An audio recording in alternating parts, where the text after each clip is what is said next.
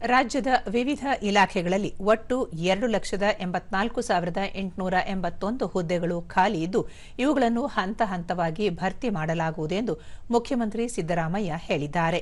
ವಿಧಾನ ಪರಿಷತ್ನಲ್ಲಿಂದು ಬಿಜೆಪಿಯ ಹಣಮಂತ ನಿರಾಣಿ ಅವರ ಪ್ರಶ್ನೆಗೆ ಉತ್ತರಿಸಿದ ಅವರು, ಪ್ರಸ್ತುತ ಒಳ ಮೀಸಲಾತಿ ಸಮಸ್ಯೆ ಇತ್ಯರ್ಥವಾಗಿದ್ದು, ನೇಮಕಾತಿಗೆ ಕ್ರಮ ಕೈಗೊಳ್ಳಲಾಗುವುದು ಎಂದರು.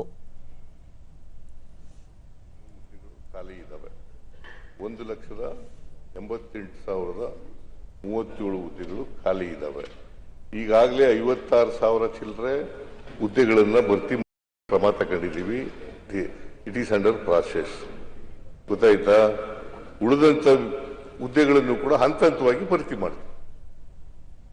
ಇದೇ ವೇಳೆ ಪ್ರತಿಪಕ್ಷ ನಾಯಕ ಛಲವಾದಿ ನಾರಾಯಣಸ್ವಾಮಿ, ಪಕ್ಷ ಅಧಿಕಾರಕ್ಕೆ ಬಂದರೆ ಒಂದೇ ವರ್ಷದಲ್ಲಿ ಖಾಲಿ ಇರುವ ಹುದ್ದೆ ಭರ್ತಿ ಮಾಡಲಾಗುವುದು ಎಂದು ತಿಳಿಸಲಾಗಿತ್ತು. ಆದರೆ ಶಿಕ್ಷಣ, ಆರೋಗ್ಯ ಇಲಾಖೆಯಲ್ಲೇ ಬಹುತೇಕ ಹುದ್ದೆಗಳು ಖಾಲಿ ಇವೆ ಎಂದು ಆಕ್ಷೇಪಿಸಿದರು. ಈಗ ಇಂಟರ್ನಲ್ ರಿಸರ್ವೇಶನ್ ಸೇರಿಸಿ ಆದ್ರೂ ಶೀಘ್ರಗತಿಯಲ್ಲಿ ಇದು ಮಾಡಬೇಕು. ಇಲ್ಲ ಅಂತಂದ್ರೆ ಯುವಕರಿಗೆ ಬಹಳ ಅನ್ಯಾಯ ಆಗ್ತದೆ. ಆಗ ಉಪಮುಖ್ಯಮಂತ್ರಿ ಡಿಕೆ ಶಿವಕುಮಾರ್, ಶಿಕ್ಷಣ ಇಲಾಖೆಯಲ್ಲಿ 50,000 ಹುದ್ದೆ ಭರ್ತಿಗೆ ಕ್ರಮ ವಹಿಸಲಾಗಿದೆ ಎಂದರು. ಸೇರಿ 5,300 ಕೋಟಿ ರೂಪಾಯಿ ಬಂದ್ಬಿಡ್ತು ಅಂತಂದ್ರೆ ಇನ್ನು ಮುಂದೆ ಕಂಪ್ಲೀಟ್ ಮಾಡೋಂಥ ವ್ಯವಸ್ಥೆ ಮಾಡ್ತೀವಿ. ಬಟ್ ಅವ್ರು ಕೊಡ್ಲಿ ಕೊಡ್ದೇವಲ್ಲಿ it is our bound duty. ಆದಷ್ಟು ಜಲ್ದಿ ನಿಮ್ಮ ಕೆಲಸ ಮಾಡ್ತೀವಿ.